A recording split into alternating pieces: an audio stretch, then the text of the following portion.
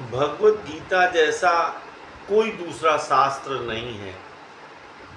अगर किसी को कोई ऐसा शास्त्र मिले तो हमको भी आप लोग बताएं।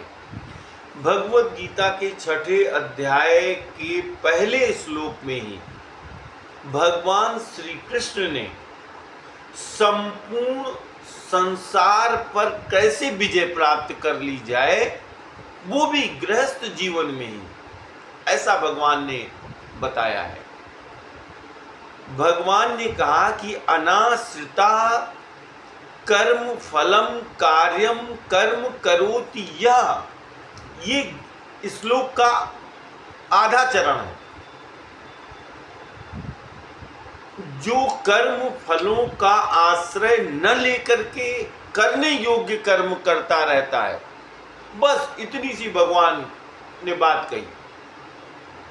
कर्म करना है पर फलों में आसक्ति नहीं रखनी है। वैसे भी जब हम फलों में आसक्ति रखते हैं तभी हमें दुख, क्लेश और भय उत्पन्न होता है, क्योंकि कर्म करने पर या तो उसका फल अच्छा आएगा या तो बुरा आएगा। अलग अलग व्यक्तियों पर भी एक ही प्रकार से किए गए कर्मों का फल भी अलग अलग प्रकार से हो जाता है, और तो और एक समय उसका फल शुभ दिखेगा और कहो 10 वर्ष के बाद उसी कर्म का फल लोग खराब बताने लग जाए या अपने को खराब लगने लग जाए। इसीलिए भगवान की बात इतनी स्पष्ट और अनुकरणीय है, वो भी लिखित रूप से भगवत गीता में जो भगवान ने दिया। अनाश्रिता कर्म फलम कार्यम कर्म करोति यः, जो कर्म फलों का आश्रय न लेकर के करने योग्य कर्म करता रहता है। अगर निंदा हो गई तो उसके कारण वो कर्मों को नहीं छोड़ देता, वो अपने निर्णय के आधार पर कर्म को करना चाहिए कि मैंने उचित किया कि नहीं किया।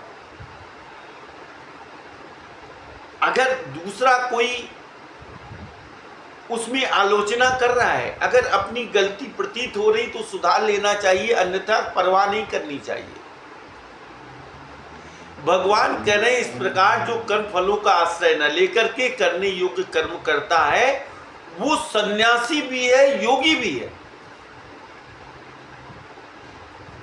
वैसे तो या तो सन्यासी बनेगा आदमी या तो योगी बनेगा, पर जो भगवान की इस बात को मान करके कर्मों को करता है, कर्म फलों का आश्रय नहीं लेता, भगवान कहते हैं वो सन्यासी भी है और योगी भी है।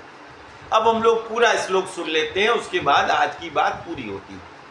अनाश्रिता कर्म फलम कार्यम कर्म करोति यः, स सन्यासी च योगी च निरग्निर्न चाक्रियः।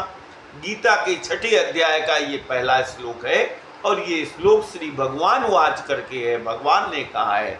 सभी को राधे कृष्णा, राधे कृष्णा।